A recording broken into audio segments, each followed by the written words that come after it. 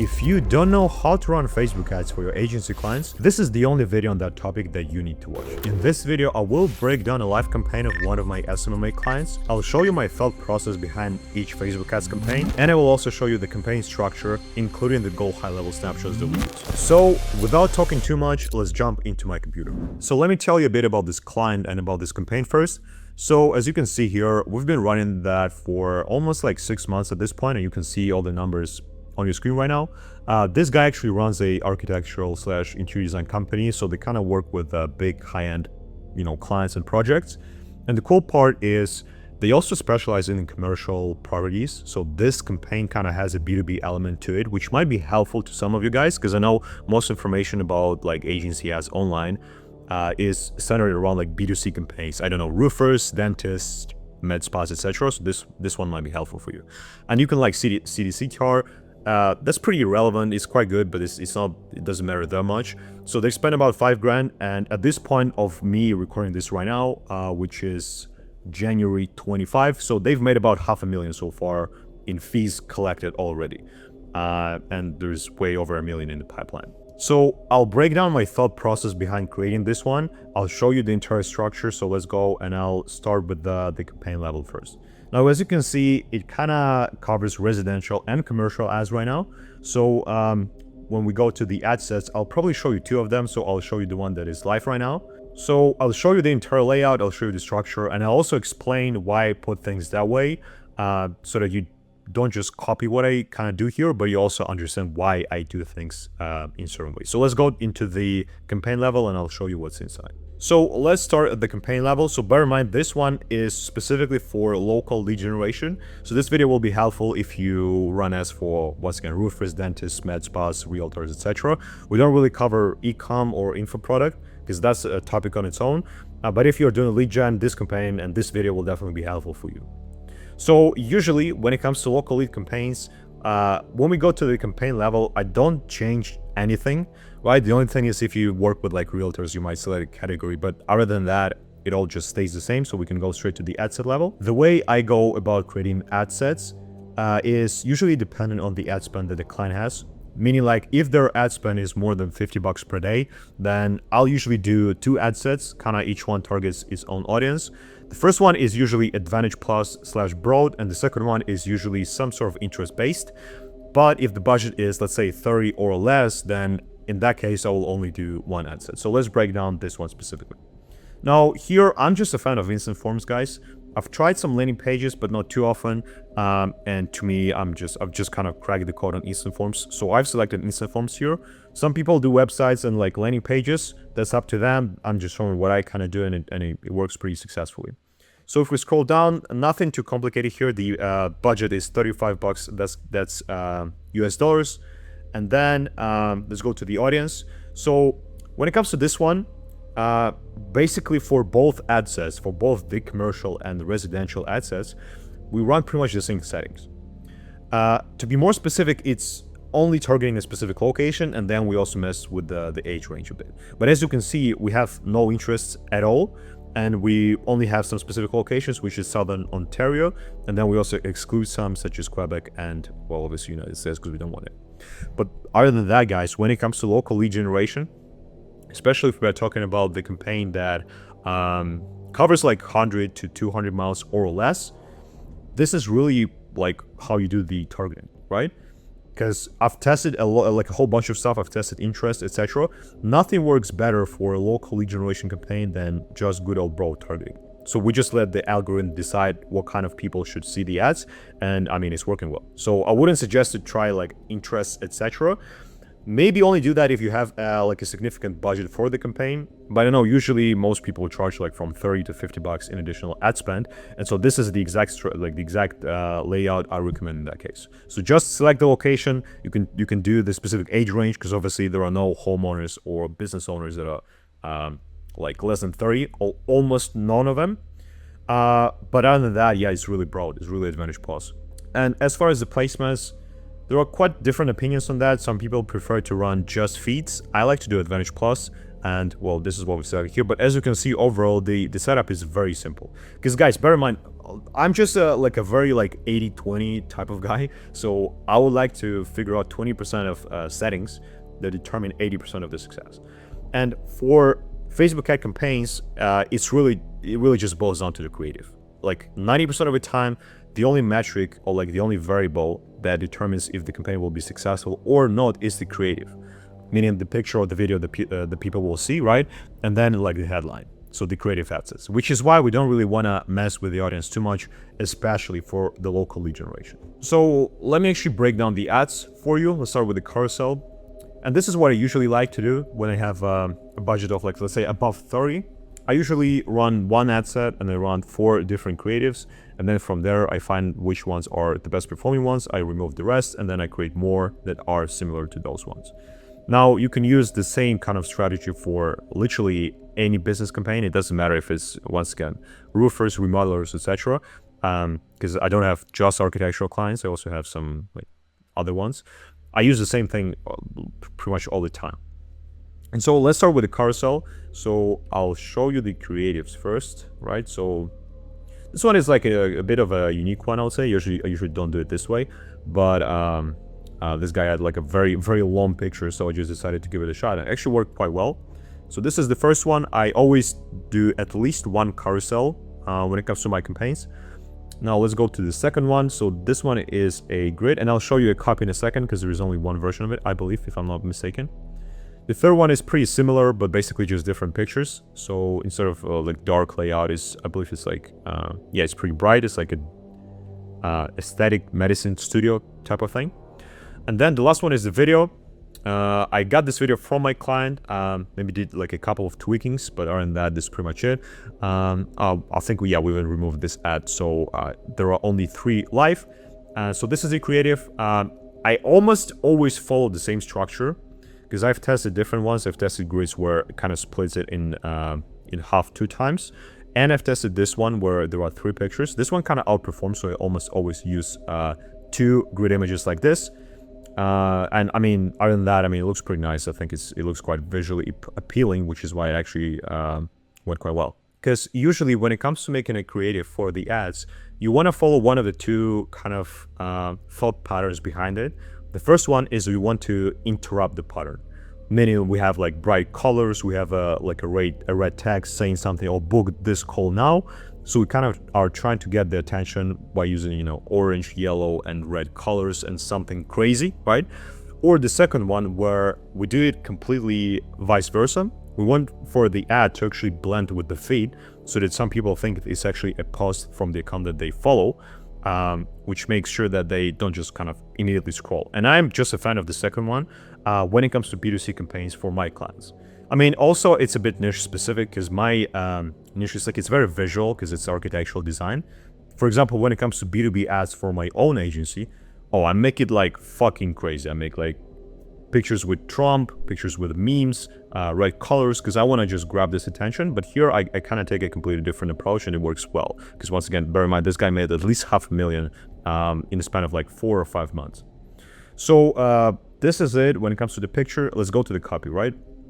Actually, I believe came up with this one myself, because once again, there is no information on the commercial ads, almost no information online. So we've got the headline, which kind of calls out the audience, want to build a commercial space, but don't know where to start, etc. Then we kind of have like a bullet list of the points, like why you should consider working with us. And then another thing I always like to do is, right before the call to action, I like to put some social proof. So I just include one testimonial that I take from the client. And then when it comes to the CTA, it's really very simple. So yeah, if there's a value, click learn more to book a call. Nothing too complicated. Actually, I lied to you that there was only one copy version because there were actually 2 of them. And you can see the second one here. It's pretty much the same idea and the same offer, just, slightly different version. So you can check it out here, and the rest is pretty much the same. When it comes to the headline, I also have 2. So we have your dream commercial space and partner with a trusted architecture firm. Once again, nothing too complicated. And here it kind of calls out the audience a bit. So for developers and business owners, because this is what this type of people is the type of people that my client work with. And then when it comes to the headline, so we have 2 of them. So we have your dream commercial space and partner with a trusted architecture firm. And then in the description, we go a bit more specific for developers and business owners. Nothing too complicated. When it comes to CTA, I always use learn more. If it was a e-commerce campaign, this is maybe the only option where I would select like buy now or purchase. Other than that, I always do learn more because it's more of like a soft call to action. I don't do book now, and I don't do get quote. Just learn more. This one I turned on, but like doesn't matter. Don't use this stuff. It's freaks me out a bit. So don't use this one. Do use Adventure Plus Creative. It's also not available to all accounts because I'm sure you know Facebook has like 10 different UI layouts. That's too crazy. Don't use their AI. It's pretty shitty right now from what I've tested. Aside of the, you know, obviously the Advantage Plus audience, well, that's what we want to use. Now, when it comes to the copy, you can check it out here. So it qualifies the prospects. So we do currently have property land. What is the size? What is the budget? That's a helpful one. And we only included this one because the cost per lead was pretty good. Because if the cost per lead is high and it's kind of expensive, I usually don't ask this question because it'll get it even higher. But in this campaign, it actually made sense. Then time frame, what do you want to get started? What is your best number? And then email, full name, and the zip code. Once again, guys, when it comes to your campaign, this form will actually be dependent on your industry. So you just need for it to make sense, because my clients, like one client for my client can easily be worth $1 million, right? And I would say it will be minimum like 100 grand, especially from this campaign, right? Specifically. So for it to make sense, we need to make sure they're qualified. They need to actually answer all those questions. But if you're working with med spas or dentists, you probably want to have less questions than that because you just want more leads, right? So like this is kind of for you to determine. You can copy it, but I wouldn't suggest it because it's not suitable for every industry. So just think about like it needs to make sense for you and for the client as well, obviously. Then we have the privacy policy, and then we have wait, your registration is not complete yet. That's a quick like hack I use. And then when they click on book now, it just sends them to the calendar page, which I'll show you when we go to the go high level sequence. I also promised I'll show you the residential campaign, and so here it is. The only thing that changes, actually two things, is the creative and the copy. So let's break it down. Let's check out the creatives first. Once again, the same layout, but it's now a residential building. Then we have a pretty much similar thing. Then we have the grid number 3, which is kind of the same, but once again, just a different project. So we just kind of want to test it because I know from this point that this layout works well. I just want to kind of narrow it down. And then obviously the carousel, as I said, I always do that. I actually like this one. It didn't perform too well for some reason, but I liked it. So sometimes stuff like this will happen because at this point I've run, I don't know, probably over 20, 30 campaigns for architects specifically. So I thought this one will perform, but I believe it didn't perform that well. And then the copy, you might actually have seen this copy in my last service delivery video. You might see like on the screen, you can see like a suggestion right now. Might want to check this out as well. But here it is. Nothing too complicated. I like this structure as well. We also have the bullet points. And as you can see, the structure more or less remains the same. We just want to test different variables once again, because the success of the campaign is about creatives and it's about testing stuff. Aside of that, that's pretty much it. So you can see the results yourself. And I guess now let's just go into high level and I'll show you what happens once the lead is generated. Let's go to the next step, which is for the lead is to book a call. Or I should, by the way, check this out. Now, obviously we do have some availability, and for them to book a call, they just need to submit a little form. That's pretty simple. I also like to kind of attach a logo here, make sure it's a bit personalized. It doesn't feel like just a completely blank screen. So, and the next step is, let me show you the actual automation that we have. So it's like a evergreen Facebook automation. So let's break it down. So as soon as the lead form is submitted, so it's not booking a call yet, as a tag, assigns it to the client and then creates an opportunity in the pipeline. And so from there, two things. If it schedules it, then it basically just removes this lead from the workflow, because obviously if they book a call, we don't want to let them know that they can book a call. That wouldn't make any sense. If they don't book a call though, then a couple of things happen. So the first one, it sends the variables to voice flow. I wouldn't go too deep into the specifics, but basically we use some conversational AI, which I'll show you in action just in a second. So it sends the variables to the AI bot, and in the meantime sends them the follow-up email. So this is what it looks like. You can book a call, here's the link. And then it sends them a text message as well. Hey, is this name? We say it this way because we want to make it low-key, we want to make it friendly, and we want for them to respond. Because once they respond, then the AI bot will take cover and it still will offer them to schedule this consultation. And the next step is obviously the client gets notified. So here it is. We got a new lead, and then they get a text notification, the email notification, and a notification from within the actual app of Lead Connector, like that you download on your phone. Plus, I also get a notification. I get an email so that I can keep track of it. I just like to do it, kind of boost my ego, whatever. Plus, I can see if things are broken. And then from there, we have a sequence of 4 emails and I believe around 10 text messages. And basically, it almost all of it has the same kind of content, but basically phrased a bit differently. Meaning, hey, I saw you claimed X, Y, and Z. Here's the link to book a call. It's really that simple. And then we can see the next email that says that. We can see some more text messages, and it kind of keeps going like this. So I wouldn't show the whole thing, but you kind of get an idea, right? Up until the end. So yeah, this is the last one, number 10. That's pretty much it. And then I promise I'll show you the AI bot in action. So this is what it looks like. Hey, is this name? Hopefully I have the right number. This is Emily with the company name. So you claim your call. Are you free for a chat? There's a yes tomorrow. And then it automatically updated it. And from there, it sent them the link. So this is the actual AI bot sending this stuff. And then if you can see, there are some more conversations where it kind of take over. And then the cool part is my client actually monitors it, and they can jump onto the conversation when they see a response from the potential client. So this one is pretty cool. And I believe the last automation I need to show you is what happens when they, instead of just responding to an ad, actually book a call. So here's what happens. So if they book an appointment, it removes them from the first workflow, and it updates the pipeline, adds another tag. And then here it depends on if the bot was activated, but it's pretty much the same. So once again, we send a notification to the client and to myself. Same thing, email, text message, and a notification from the app. Because you just want to make sure that the clients, they get updated on this stuff. Because for me personally, I don't have ISAs, like inside sales agents, meaning my clients and their staff actually call the leads. So I just want them to get notified from all the channels I can use. If there was an option to enable like WhatsApp, I'll do it. Maybe it's available. Actually, I need to double check. But still, from there, it sends the text message. So meaning like, hey, your appointment has been confirmed. So the confirmation text and the confirmation email, this one. And then from there, it sends a reminder 24 hours before it, and then 1 hour before it. Plus, 5 minutes before the appointment, it doesn't send the email. It only sends the text, which is pretty simple.